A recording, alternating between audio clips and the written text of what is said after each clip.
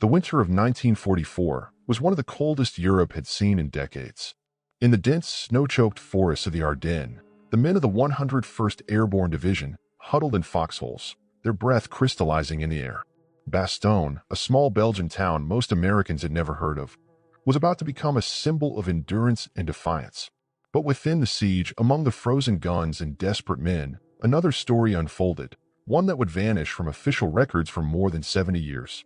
The Germans had launched their surprise offensive on December 16th. Columns of tanks and infantry poured through the Ardennes, tearing through thin Allied lines.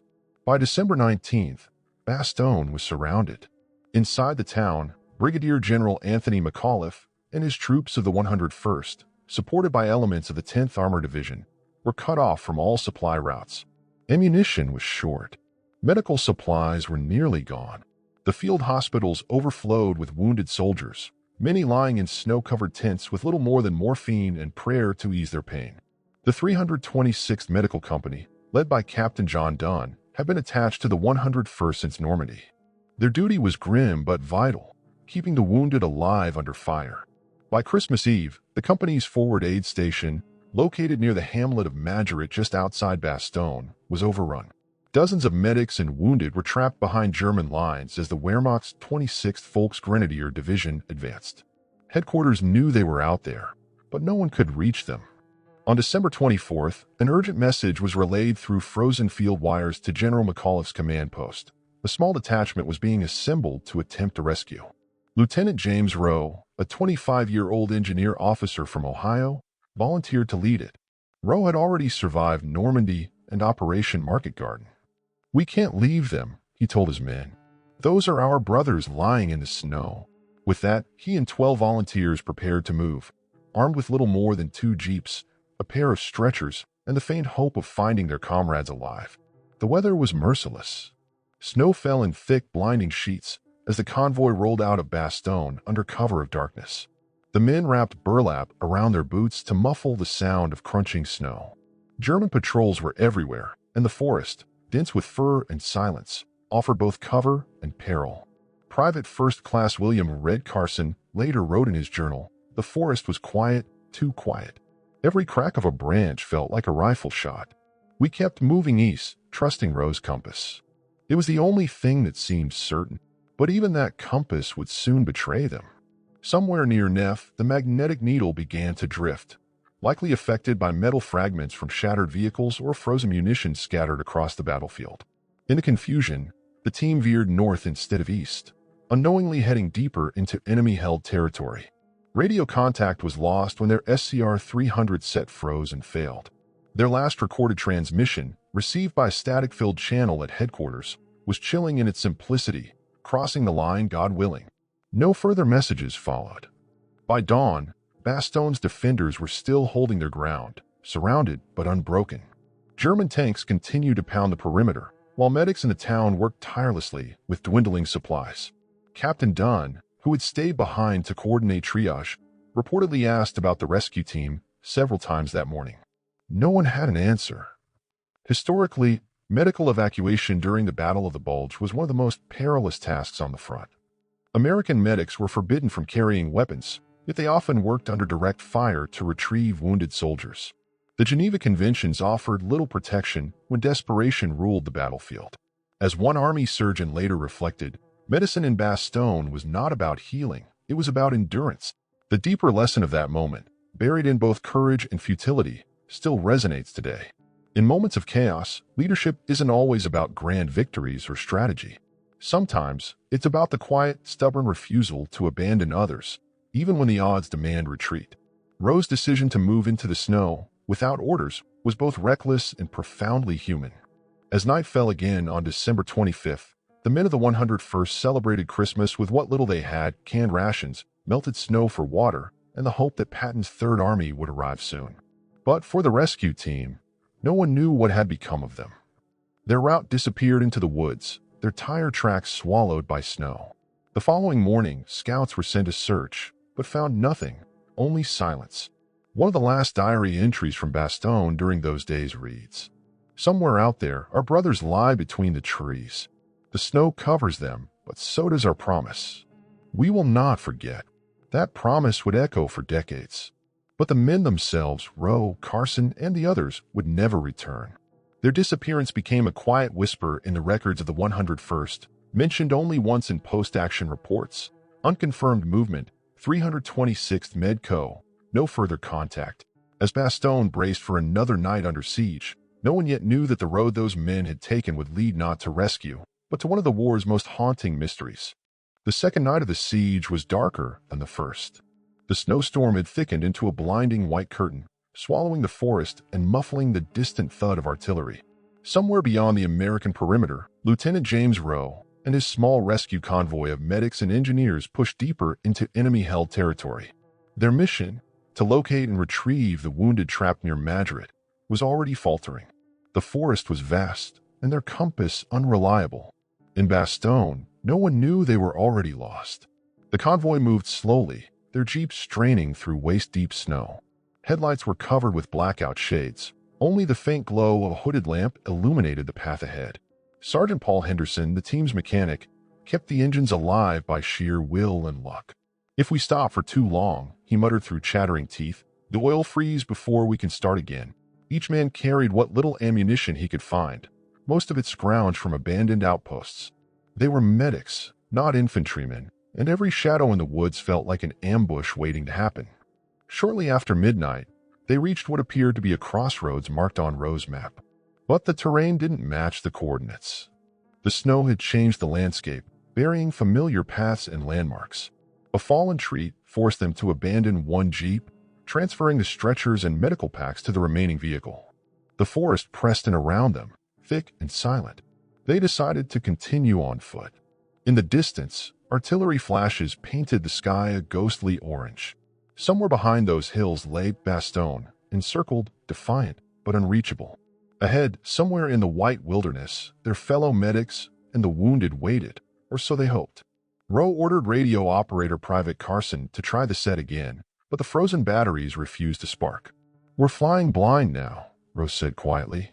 "Keep your heads low and stay tight." It was then, according to fragments found later in Henderson's pocket diary, that they encountered the first sign of trouble. Tire tracks, fresh ones, cut across the snow ahead. German half-tracks had recently passed through the area. The team froze, scanning the tree line for movement. The faint hum of engines drifted through the woods, then faded. Rowe gave a silent hand signal to continue north, toward the faint sound of running water, near the river. The river would serve as a natural guide, he reasoned, leading them toward Madrid. Hours passed in the endless dark. Frostbite gnawed at fingers and faces. Their rations, mostly hardtack and chocolate, had turned to solid blocks of ice. Private Miller, one of the medics, recalled later in a letter found but never mailed, the forest didn't feel like Europe anymore. It was just cold and silence, like walking through the end of the world. At dawn, they stumbled upon a burned-out American ambulance half buried in snow. Its Red Cross insignia was blackened by soot. Nearby, blood-stained bandages and empty morphine vials lay scattered. Henderson identified the vehicle's markings. It belonged to the missing forward aid station. For a brief moment, hope surged. But the ground told a darker story. Boot prints, many of them, leading away toward the east, and larger, heavier prints alongside them. German soldiers had been there. Rowe gathered the men in a huddle. They had found the trail, but following it meant marching straight toward enemy lines. He looked at each of them, frost crusting his eyebrows, and said, "We came here for them. If we turn back now, we might as well have never come." No one spoke against him. By noon, the weather turned again. A snow squall blew in from the north, reducing visibility to just a few meters. The convoy's second jeep gave out completely, its fuel lines frozen. They abandoned it, salvaging what they could, morphine, plasma bags, a few blankets, and continued on foot through knee-deep snow. The world shrank to the crunch of boots and the sound of breath. When the wind paused, they could hear artillery echoing far behind them, like distant thunder. At 1,500 hours, Rowe's group reached the edge of a clearing near a cluster of stone farmhouses. Smoke curled from the chimneys, too dark, too heavy to be from fireplaces. German troops, they realized, had occupied the village. Madrid was ahead, but unreachable without crossing open ground. Rowe crawled forward with binoculars and spotted at least 2 Panzer IV tanks parked by the main road. The rescue mission had turned into a death trap. They withdrew into the trees, exhausted, frostbitten, and hungry. Their only chance now was to wait for nightfall and slip around the village. Henderson suggested turning back, but Rowe refused. "They're still out there," he said. "If we don't reach them, no one will." That night, a blizzard swept through the Ardennes, blanketing the forest in a suffocating silence. Henderson's final entry, dated December 25th, read, "Can't see a thing. Compass dead. Fuel gone. But we hear voices. English? German? Can't tell anymore. Light says we move east before dawn." It would be the last written record from any of them. Back in Bastogne, radio operators continued to scan for the team's call sign. Nothing came through, only static. At 0300 hours, a faint transmission flickered on a nearby frequency, too garbled to decode. The operator noted it in his log, "Unknown signal weak, possibly from 326th Med Detachment." Ceased after 10 seconds. When the sun rose again over the Ardennes, there was no sign of Rowe's team. Only their abandoned jeep, half buried in snow, marked the place where the trail ended. The forest kept its silence, and Bastogne's defenders prepared for another day of survival. The rescue team had vanished, swallowed by the same cold that had claimed so many others. And yet, deep within those woods, the snow still bore faint traces of their passage, as if the forest itself refused to forget. 3 days passed before anyone in Bastogne dared to believe the rescue team was gone for good. The 101st Airborne still held the line, barely.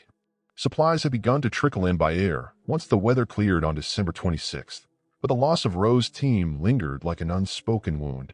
In the command post, Captain John Dunn of the 326th Medical Company marked their names on the casualty board, not as Kia or MIA, but with a single question mark.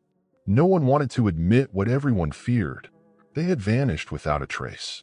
On December 27th, reconnaissance pilots from the 10th Armored Division took to the skies in L-5 Sentinel aircraft, tasked with spotting German movements around Majoret and Longvilly. From 1,000 feet up, the forest looked deceptively peaceful, a white ocean broken only by the jagged scars of artillery craters. Then one of the pilots, Lieutenant Robert Samuels, noticed something peculiar, a faint blackened trail cutting through the snow, the remains of what looked like 2 burned-out jeeps. They were positioned nose to nose, near a line of pine trees east of Majoret. Smoke still rose faintly from the wrecks. Samuels radioed back the coordinates. A ground patrol was dispatched later that day, led by Sergeant Walter Green of the 501st Parachute Infantry Regiment. Green's team moved cautiously through the area, expecting enemy fire. When they reached the site, they found the jeeps just as the pilot had described. The metal was twisted and charred, the rubber on the tires completely melted. Inside, there were no bodies. Only a few personal effects remained: a torn medic's pouch, a frozen notebook, and a half-melted dog tag bearing the name Carson W. There were no footprints around the vehicles. Fresh snow had fallen overnight, but even so, Green later reported that it was as if the men had simply walked off the earth. The vehicles showed signs of having been deliberately set on fire. Whether by the Americans themselves to prevent capture, or by the Germans, no one could say. The patrol searched the surrounding woods for nearly an hour before calling it off. No signs of life, Green wrote in his after-action report. Just the wind. Meanwhile, within Bastogne, the battle had turned in the Allies' favor. Patton's Third Army had broken through to the town, bringing food, fuel, and relief. Yet even amid celebration, the mystery of Rowe's men refused to fade. In the days that followed, soldiers spoke of faint radio bursts still echoing across the airwaves, distorted signals that seemed to come from the direction of the woods where the jeeps were found. The frequencies matched the 326th's communications range. Each signal lasted no more than a few seconds, filled with static and a low clicking noise, before fading completely. Army Signal Corps technicians tried to trace the source. One technician, Corporal Leon Jacobs, later recalled, "It was like chasing a ghost. Every time we locked on, it would vanish." Some of the boys swore it was interference. Others weren't so sure. The mystery grew when a German prisoner captured near Majoret claimed his unit had seen American medics moving through the forest on Christmas morning, but that they disappeared into the fog before any shots were fired. A report sent to 8 Corps headquarters on January 2, 1945, summarized the situation bluntly: no recovery of personnel. Evidence of engagement minimal. presumed lost in action. The file was stamped Unresolved Movement, Ardennes Sector. After that, the Army stopped asking questions. Yet the soldiers who had served with Rowe and Carson could not forget. In letters home, they spoke of the rescue mission as both tragedy and testament. One paratrooper wrote, "If you want to know what courage looks like, it's a man walking into the woods for someone else and not coming back." In later years, survivors of Bastogne would remember the missing medics alongside the heroes who stood their ground in the siege, ordinary men, swallowed by extraordinary circumstances. From a modern historian's perspective, what happened next is what makes this case so haunting. German records recovered after the war mention the discovery of a destroyed American medical vehicle in the same area. Their report described no living occupants, no identifiable remains, and no salvageable equipment. But the most curious detail was this. The report was dated December 28, 1944, 3 days before the American patrol even reached the site. How could the Germans have filed a report on the same wrecks before they were found by U.S. forces? Historians have debated that question for decades. Some argue it was a clerical error, the result of post-war confusion in record-keeping. Others believe it suggests that the site had been found and cleared earlier, and that perhaps someone, was deliberately removed before the Americans arrived. By early January, the snow began to melt, revealing more of the battlefield scars. But no trace of Rowe's men emerged. The Army declared them missing in action, presumed dead. Their names were entered into official rolls, and the story quietly faded into the background of Bastogne's broader heroism. Yet even as the war pressed onward, rumors persisted. Pilots flying over the Ardennes in the spring of 1945 reported flashes of light from deep within the forest, too regular to be random reflections. No one investigated. The area was declared cleared and secure, and the mystery of the lost medics faded beneath new battles, new names, and new stories. For the men who survived Bastogne, the loss was never fully explained. Some believed the team had been captured and executed by German troops. Others thought they may have perished in the snowstorm and were simply never found. But one medic, decades later, offered a different thought in a 1989 interview. Maybe they did reach their wounded. Maybe they did what they came to do. We just never found them to hear the rest.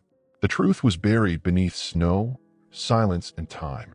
And as Bastogne, rebuilt and peace returned to Belgium, the road to Madrid remained a quiet, unmarked scar, a reminder that even in victory, some stories never find their ending. When the siege of Bastogne finally broke on December 26, 1944, the roads that had once been frozen arteries of battle became silent corridors of wreckage. The U.S. Third Army, under General George S. Patton, had punched through the German encirclement, bringing food, ammunition, and medical relief. For the 101st Airborne, it was salvation. For the men of the 326th Medical Company, it was a moment of grim reckoning. The rescue team, Rowe, Carson, Henderson, Miller, and the others, had not returned. But the mystery surrounding their disappearance was only beginning. As Allied forces swept eastward, military police began cataloging every missing unit. Reports came in from Belgian civilians and surrendered German troops. Some claimed to have seen American medics in white coats near Madrid after Christmas, moving between the trees. Others spoke of gunfire, then silence. None of the accounts matched perfectly, but they all described one strange detail. The Americans were carrying no weapons.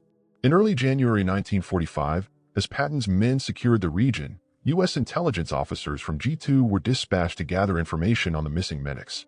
Captain Dunn, who had remained in Bastogne throughout the siege, accompanied them. He carried with him a list of names and a single dog tag, Carson's, that had been recovered from the burned-out jeeps. The group reached Madrid on January 8th.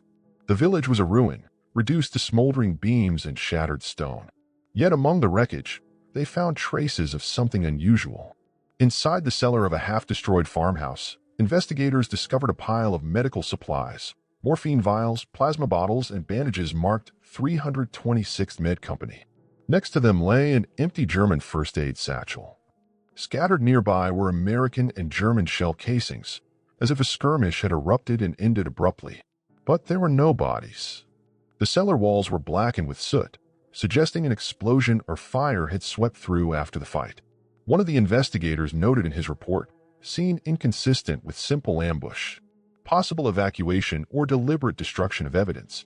When the findings reached headquarters, the file was immediately classified.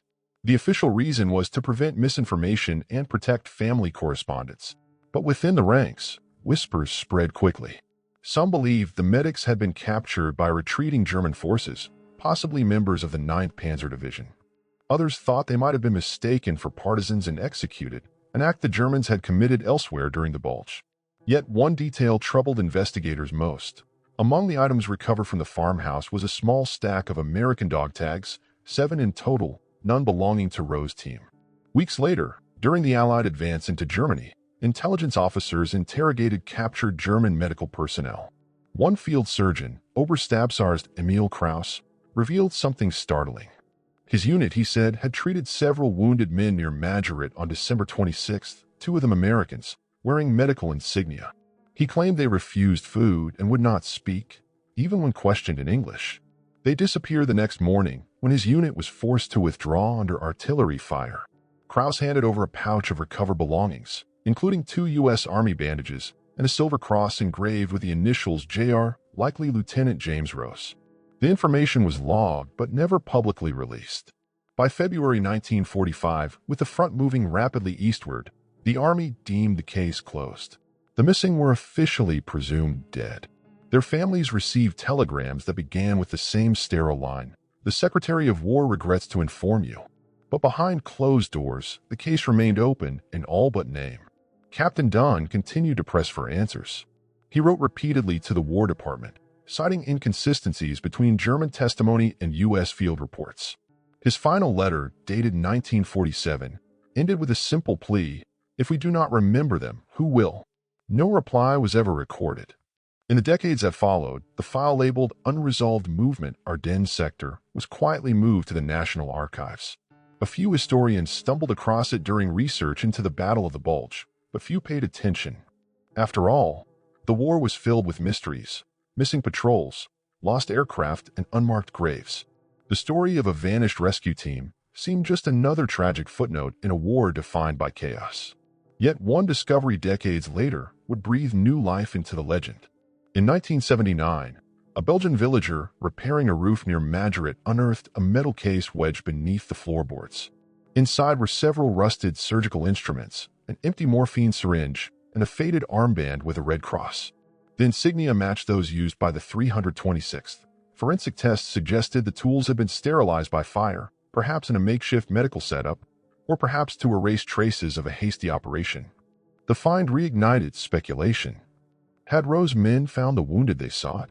Had they performed last-minute surgery before being discovered? The Belgian government turned the items over to U.S. authorities, who cataloged them under provenance unverified. Once again, the trail went cold.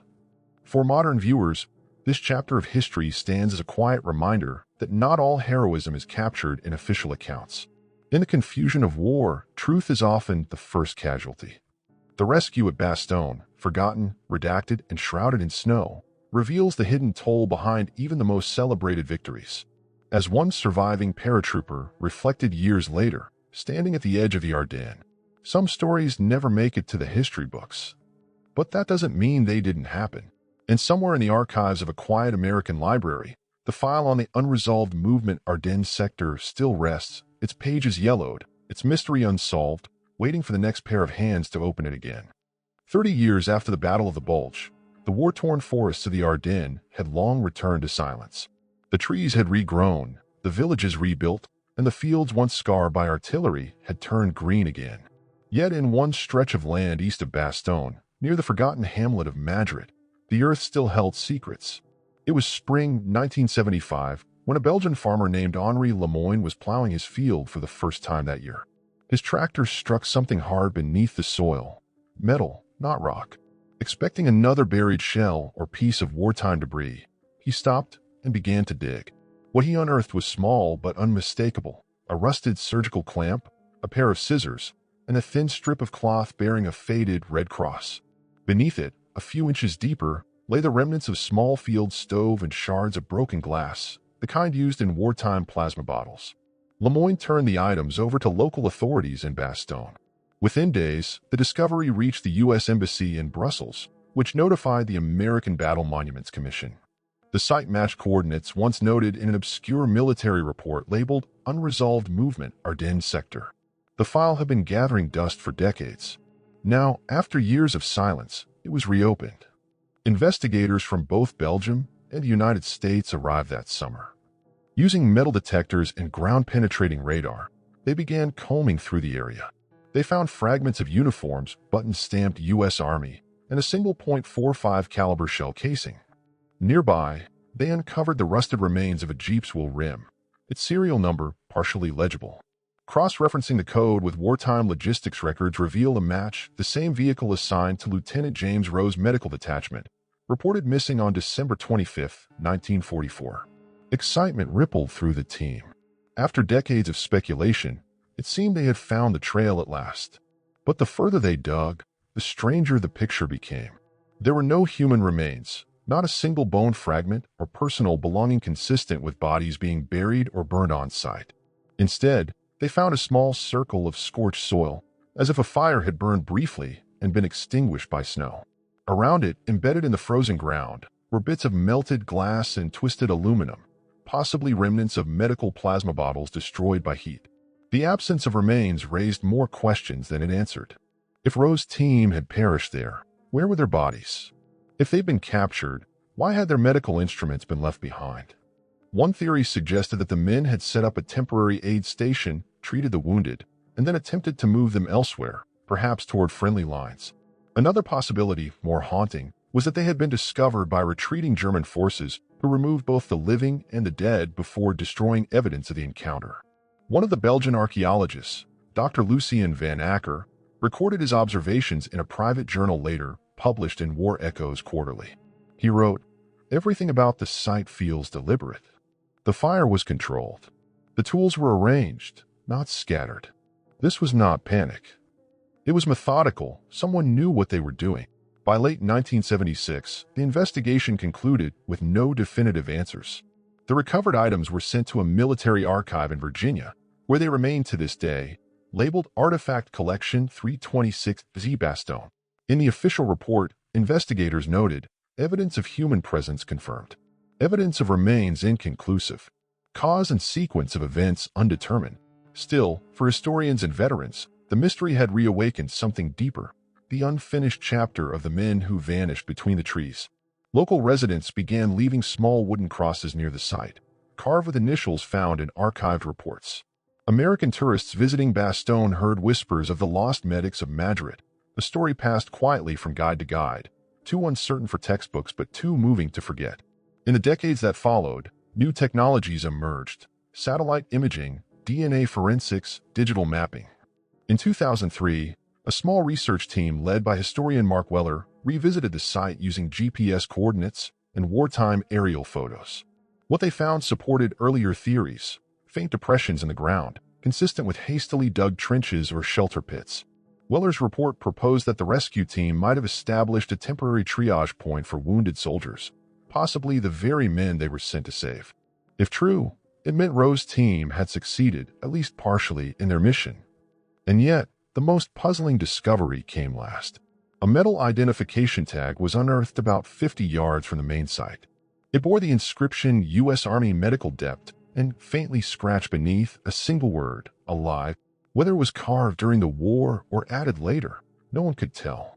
Forensic analysis could not determine the age of the etching. To this day, no remains of the rescue team have been identified. Their families, long since gone, received posthumous honors. Their story, once classified, has become a quiet legend, a reminder that not every mystery of war can be solved with documents or technology. As Dr. Weller wrote in his closing remarks to the 2005 Symposium on Wartime Archaeology, "In the Ardennes, the snow preserves everything but answers. The tools we find tell of courage, of duty, and of men who chose the harder road. If they did not make it home, then perhaps it is because home was wherever their wounded lay. And so, the forest near Madrid remains undisturbed.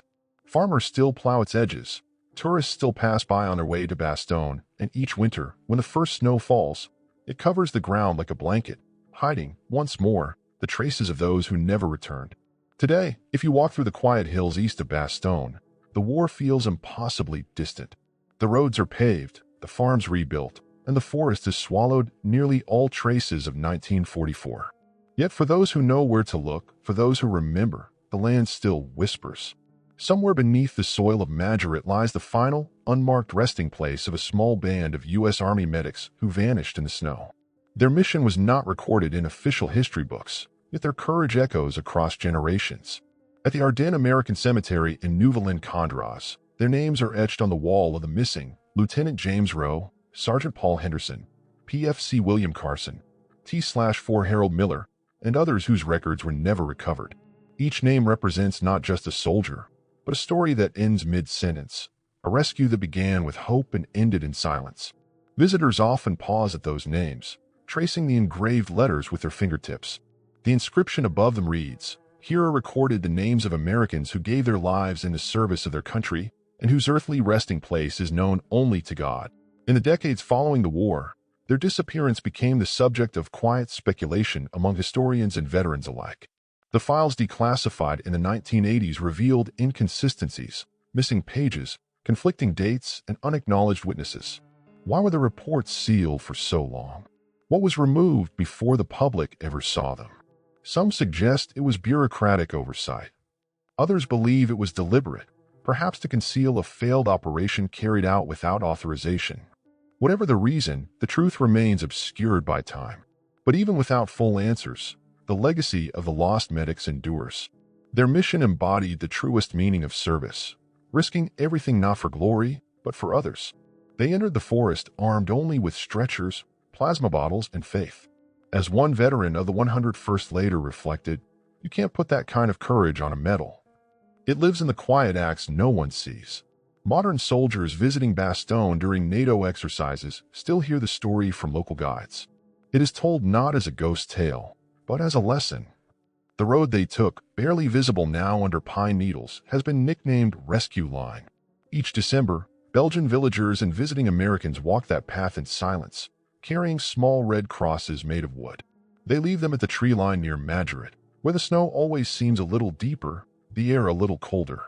In 2012, a U.S. Army historian, Captain Laura Benton, published a study re-examining the rescue attempt using newly digitized wartime maps. Her findings suggested that Rowe's team had almost certainly reached their intended objective, an area marked on German operational charts as an abandoned field dressing station. "It's possible," she wrote, "that they found the wounded and were overtaken while treating them." Her conclusion was simple but profound: they did not fail. They completed their mission even if none survived to report it. For those who fought at Bastogne, the memory of that winter remains vivid: the frozen mud, the empty skies, the deafening artillery, and the comrades lost without farewell. Yet it is the quieter stories, the unrecorded rescues, the unreturned patrols, that reveal the true weight of sacrifice. The lost medics of Bastogne remind us that history's greatest acts of bravery often unfold beyond the reach of witness or recognition. Each year, when winter returns to the Ardennes, locals say the woods fall unnaturally still near the old Madrid road. Perhaps it is only the sound of wind through the pines. Or perhaps it is the echo of boots in snow, the memory of men who never stopped walking toward duty. Whatever the truth, their story continues to inspire those who search for meaning in hardship. As a final tribute, a plaque was placed near the site in 2015. It reads simply, "To those who sought the living and became the lost, your courage endures." The forest stands quiet now, heavy with snow, as if guarding its secret. And somewhere beyond the whispering pines of Bastogne, the legacy of that forgotten rescue lives on, etched not just in stone, but in the enduring belief that even in the darkest winter, compassion can light the way home.